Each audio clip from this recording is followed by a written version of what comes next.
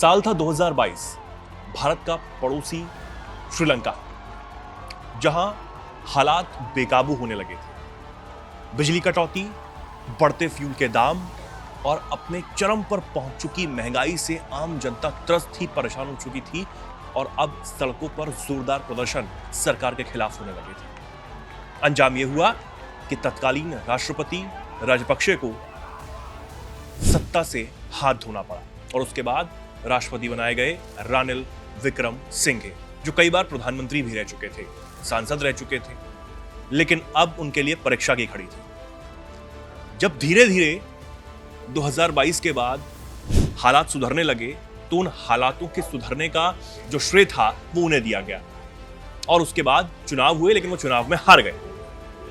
अब वो पूर्व राष्ट्रपति रानिल विक्रमसिंघे एक बार फिर चर्चा में आ गए हैं और उनकी मुसीबतें बढ़ गई हैं। मुसीबत किसी और की वजह से नहीं, बल्कि उनकी पत्नी के ऊपर किए गए खर्चे की वजह से। जी हाँ, खबर है कि रानिल विक्रमसिंघे को, जो कि पूर्व राष्ट्रपति हैं श्रीलंका के, उन्हें गिरफ्त में ले लिया गया है, गिरफ्तार किया गया है और अब लगातार उनसे पूछताछ की जा रही है। ये मामला जो है वो 2023 का है। उन पर आरोप है कि 2023 में राष्ट्रपति रहते हुए वो अपनी पत्नी के, जो कि प्रोफेसर हैं, मैत्री विक्रमसिंघे, उनके दीक्षांत समारोह में शामिल होने के लिए लंदन की एक विश्वविद्यालय में गए थे और उन पर यह आरोप लगा कि वो तो खर्च पर गए, लेकिन जो उनकी पत्नी थी वो भी सरकारी खर्च पर गई। यही नहीं, जो उनके पर्सनल बॉडीगार्ड्स थे वो भी सरकारी खर्च पर ही लंदन की यात्रा पर गए थे। न्यूज एजेंसी है AFP, एक पुलिस अधिकारी के हवाले से इस एजेंसी ने बताया है कि विक्रमसिंघे सुबह वित्तीय अपराध जांच विभाग यानी FCID के इस मामले से जुड़ी पूछताछ के लिए वहां पर गए थे और FCID ने उन्हें कोलंबो फोर्ट मजिस्ट्रेट के सामने पेश करने का काम किया, जिसके बाद अब उनकी गिरफ्तारी हो चुकी है। 2023 का उनका क्यूबा दौरा था, वो क्यूबा के दौरे पर गए थे और वहां से लौटते हुए वो लंदन अपनी पत्नी के दीक्षांत समारोह में शामिल होने के लिए गए। विक्रमसिंघे ने कहा कि उनकी पत्नी अपनी यात्रा पर जो लंदन गई थी वो अपने खुद के खर्च पर गई थी। ऐसा नहीं था कि उन्होंने सरकारी खर्चे पर इस यात्रा को किया हो, यानी कि इन्होंने साफ इनकार किया है जो भी उनके ऊपर आरोप लग रहे हैं उससे। इसमें किसी भी सरकारी धन का इस्तेमाल नहीं किया गया, ये उन्होंने कहा है।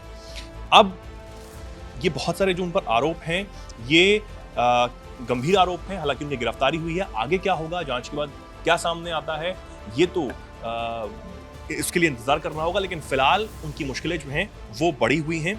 अब 2022 की जो सिचुएशन थी श्रीलंका में, हम सबको याद होगा किस तरीके से लोग सड़कों पर आ गए थे और जोरदार प्रदर्शन वहां पर हो रहे थे। तब 2022 में जब इन्हें राष्ट्रपति नियुक्त किया गया था, राष्ट्रपति बनाया गया था, तब इनको बहुत ज्यादा श्रेय जाता है उस आर्थिक संकट से देश को निकालने का।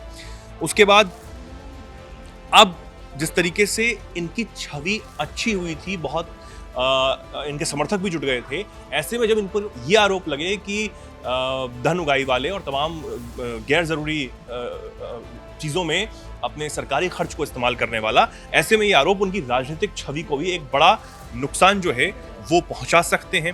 आपको बता दें कि इनका जो लंबा इतिहास है राजनीति का वो भी काफ़ी ज़्यादा है। 5 दशकों से ये श्रीलंका की राजनीति में अपनी जगह बनाए हुए हैं।